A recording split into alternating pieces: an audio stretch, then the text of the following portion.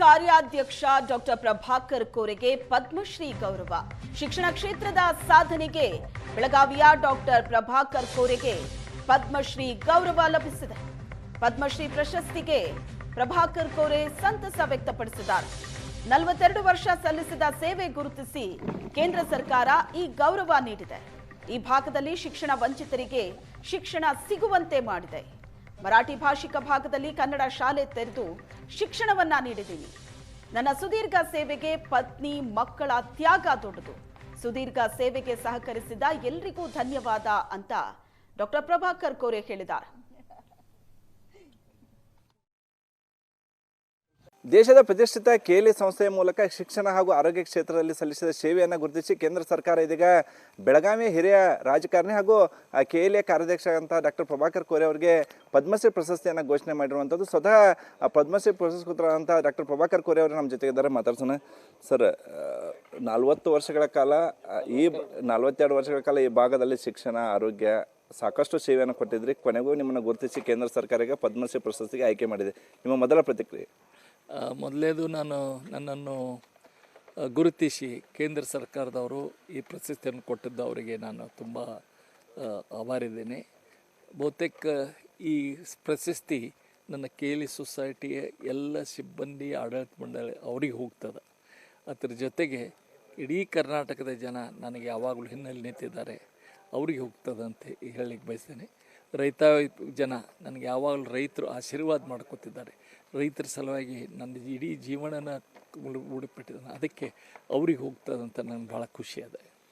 ಅಂಕಲಿಯಲ್ಲಿ ಹುಟ್ಟಿ ಹಳ್ಳಿಯಿಂದ ದಿಲ್ಲಿಗೆ ಹೋಗಿದ್ರು ಸರ್ ರಾಜಕಾರಣಿಯಾಗಿ. ಪ್ರಶಸ್ತಿ ತೋರಕ್ಕೆ ಅಂಕಲಿಯಿಂದ ಮತ್ತೆ ದಿಲ್ಲಿಗೆ ಹೋಗಬೇಕು ಈಗ ರಾಷ್ಟ್ರಪತಿ ಕಡೆಯಿಂದ. ಅದೆಷ್ಟು ಖುಷಿ ಆಗ್ತಿದೆ ಅಲ್ಲ, ಅದಕ್ಕೆ ಇಂಥ ದೊಡ್ಡ ಪ್ರಶಸ್ತಿ ಸಿಗ್ತಾ ಇರೋದು ನನಗೆ ಖುಷಿ ಅಂತ. ಒಂದು ಹಳ್ಳಿಯಲ್ಲಿ ಹುಟ್ಟಿ ಸಣ್ಣ ಹಳ್ಳಿ, ಅಲ್ಲಿ ಸರ್ಕಾರ ಕನ್ನಡ ಗಂಡು ಮಕ್ಕಳ ಶಾಲೆಯಲ್ಲಿ ಓದಿ ಇವತ್ತು ದೇಶದ ಮಟ್ಟಿಗೆ ನಾನು ಗುರುತಿಸಿದಾರಲ್ಲ, ಅದೇ ನನಗೆ ಖುಷಿ ಅದ.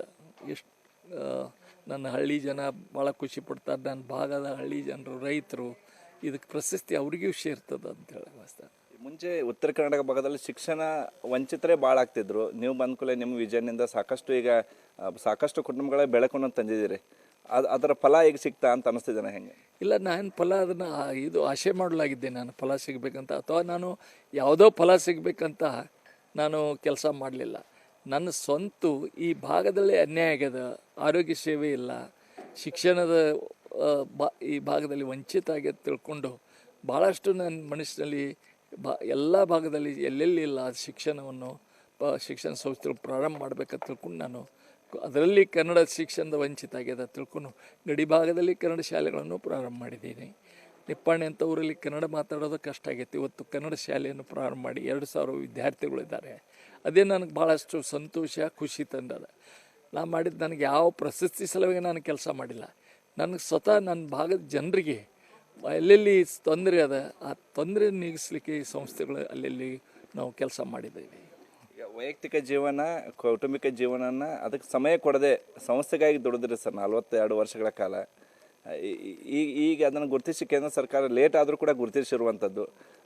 ಈಗ ಆ ಸಕ್ರಿಫೈಸ್ ಮಾಡಿದ್ದ ಒಂದು ಸ್ವಲ್ಪ ಖುಷಿ ಅನ್ನಿಸ್ತಿದ್ದೇನೆ ಅಂತ ಇಂಥ ಗೌರವ ಸಿಕ್ಕಿದ್ದಕ್ಕೆ. ಇಲ್ಲ, ನಮಗನ್ಕ ಖುಷಿಯಾಗಿದೆ.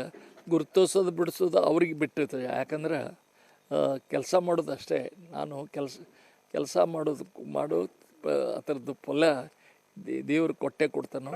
ಅದಕ್ಕೆ ನಮಗೆ ಇವತ್ತು ಭಾಳ ಖುಷಿಯಾಗಿದೆ. ನನ್ನ ಫ್ಯಾಮಿಲಿನೂ ನನ್ನ ಕುಟುಂಬ ನನ್ನ ಹಿನ್ನೆಲೆ ಅದ. ಯಾಕಂದ್ರೆ ಅವ್ರು ಭಾಳಷ್ಟು 40 ವರ್ಷ ಇಡೀ ಮನಿನ ಅವ್ರು ನೋಡ್ತಾಯಿದ್ರು. ನನ್ನ ಮಕ್ಕಳು ಯಾವ ಕ್ಲಾಸ್ನಲ್ಲಿ ಓದ್ತಾ ಇದ್ದಾರೆ ಇದು ಗೊತ್ತಿಲ್ಲಾಗಿತ್ತು. ಅದಕ್ಕೆ ಅವ್ರಿಗೂ ಈ ಶ್ರೇಯಸ್ಸು ಹೋಗ್ತದೆ ಭಾಳಷ್ಟು ಭಾಗ.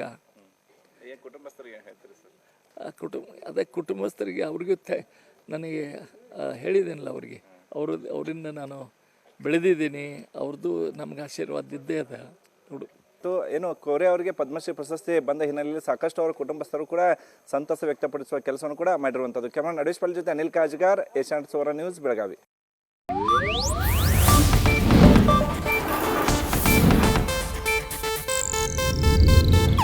ಇದು ಏಷ್ಯಾನೆಟ್ ನ್ಯೂಸ್ ನೆಟ್ವರ್ಕ್ ಪ್ರಸ್ತುತಿ.